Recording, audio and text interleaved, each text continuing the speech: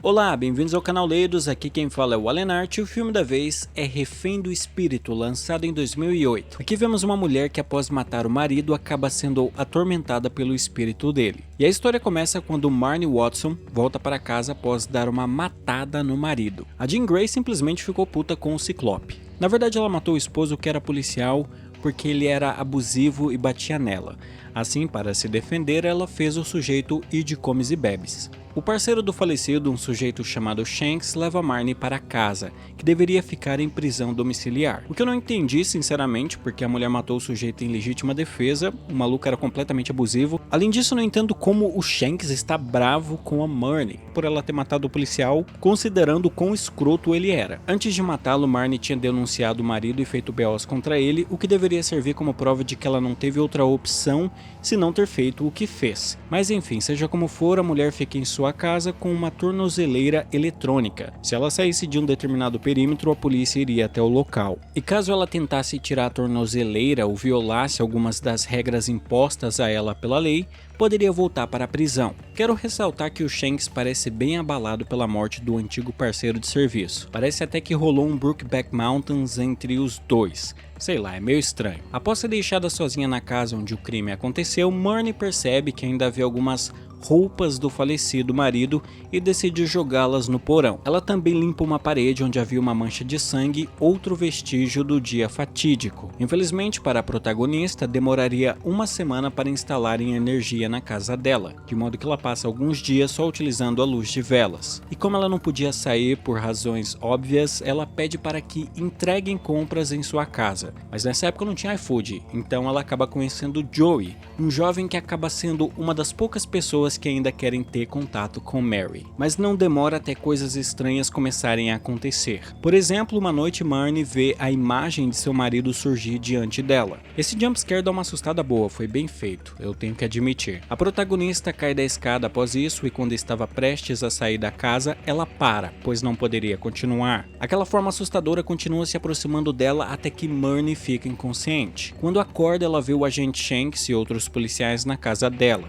Aparentemente, ela se afastou do perímetro estabelecido, fazendo soar o alarme. Marnie inventa uma desculpa de que caiu da escada, mas o mais estranho é que na parede onde havia o sangue que ela limpou, agora a mancha havia reaparecido. Uma coisa que eu fiquei em dúvida enquanto eu assisti o filme é se uma pessoa em prisão domiciliar recebe algum auxílio do governo ou algo do tipo. Pelo jeito a Marnie não recebia grana nenhuma, porque tem um trecho que ela procura trabalho de telemarketing remoto, embora não apareça ela trabalhando com isso. Não sei, de todo modo os eventos estranhos não param de acontecer. Em outro dia, quando Marnie estava na cozinha, vários objetos foram jogados contra ela pela entidade. Ela sabia que era o espírito de seu marido, mas ela não tinha como sair dali por estar em prisão domiciliar. E ela sabia que ninguém iria acreditar nela se contasse o que a estava assombrando. Apesar de que ela é meio burra, né? Porque ela podia só pedir pro Joey, o rapaz das entregas, para comprar umas câmeras para ela. Se ela gravasse aquelas coisas, teria como provar que estava passando por eventos paranormais. De repente, a nossa heroína é visitada pela irmã. E cara, é impressionante como essa moça está cercada por pessoas arrombadas. Parece que a irmã dela está com raiva de Marnie por ter matado o marido e ter sido presa, sendo que ela era a vítima da história toda. Fora que a gente vê que amigos e vizinhos se afastaram dela e passaram a evitá-la, sendo que, de novo, a mulher só se defendeu de um marido completamente abusivo. Durante a visita da irmã, as duas brigam e a mulher vai embora. Enquanto isso, Shanks estava de tocaia na frente da casa de Marnie. Vemos a protagonista apresentar hematomas pelo corpo, devido às ações do espírito. Joey aparece na casa de Marnie e os dois vão se aproximando bastante. E aí ele dá o seu número pessoal para ela, assim Marnie poderia ligar para ele caso precisasse de ajuda ou outra coisa.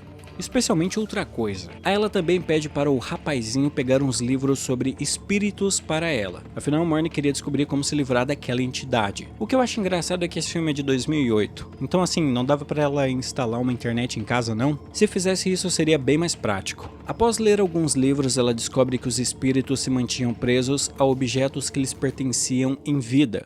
Então o método para se livrar deles seria se livrando desses objetos. Desse modo, uma coisa que a nossa heroína faz é pegar as roupas de seu marido, que jogou no porão, para enfim descartá-las no lixo. E ali no porão ela acaba sendo atacada de novo. Eu acho meio zoado esse lance de personagem ficar enfrentando espírito na porrada.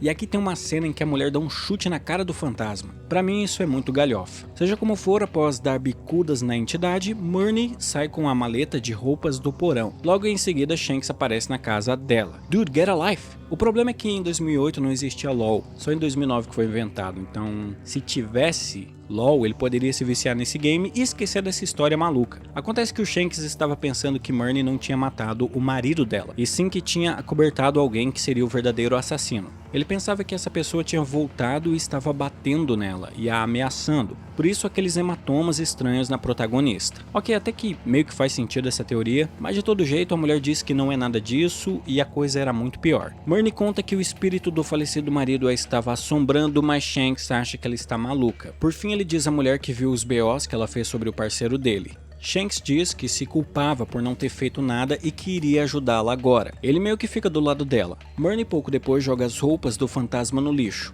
Só que, quando ela volta para casa, a protagonista percebe que ainda restou algo do marido, a aliança no dedo dela. A moçoila tem um ataque de burrice e joga a aliança no triturador da pia. Só que quando a coisa não liga, ela decide pôr a mão ali. Se ela assistisse a filme de terror, saberia que a última coisa que você faz é colocar a mão em qualquer coisa que possa te triturar. E o que acontece é que quando ela tira a aliança dali, a mão do fantasma a segura e puxa o braço dela enquanto liga o triturador. Utilizando o pé, ela consegue desligar o interruptor e se soltar. Eu nem vou discutir a lógica disso. Após essa parada, Murney percebe que havia outra coisa que ligava o fantasma a essa casa. Isso porque estava escondido na propriedade uma mala de dinheiro que deixou claro para a mulher que seu falecido marido era corrupto. Ela decide se livrar do dinheiro entregando-o para um padre.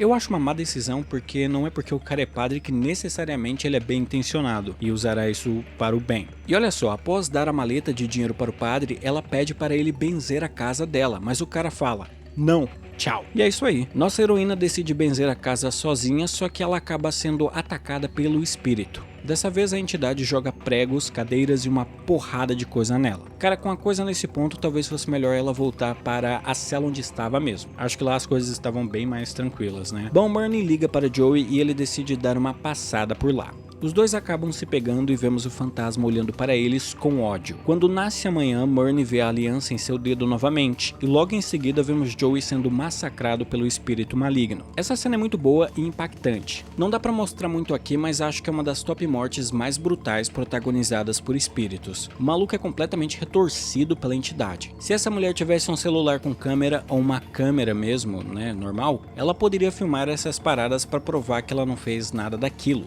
O que era importante, né, considerando que ela estava em prisão domiciliar. Tinha que ter evidências de que essa parada não era culpa dela. O Shanks aparece de novo na casa dela. Sim, o cara não desencana. Murney esconde o corpo embaixo do assoalho onde antes ela encontrou a grana do marido. O detetive estava achando que se pá o Joey fosse o maluco que matou o parceiro dele e agora estava ameaçando a Murney ou algo assim. Ele estava completamente perdido. Shanks disse que sabia que o rapaz estava ali e mandou o policial junto dele fazer uma vistoria na casa. Só que o oficial não achou nada. Sem nenhuma prova, o policial estava prestes a deixar a residência, até que o teto sobre eles, onde estava o corpo de Joey, cedeu. Vendo aquela cena tétrica, Shanks decide prender Murney. Porém, a mulher é violentamente jogada através do cômodo por uma força invisível. Shanks vê o fantasma de seu antigo parceiro e diz que não deixará que ele faça mal à mulher. Nisso, ele dispara um tiro que é desviado e atinge um ponto na cozinha que provoca um incêndio. Murney aproveita a oportunidade para fugir através do porão utilizando a janela que dava saída para o exterior. Só que quando ela estava prestes a se safar, a protagonista ouve Shanks no porão gritando por ajuda, então ela decide voltar para ajudá-lo. Nesse final, o roteirista decidiu colocar um toque metafórico, poético eu diria, porque a única forma de Murney derrotar o espírito completamente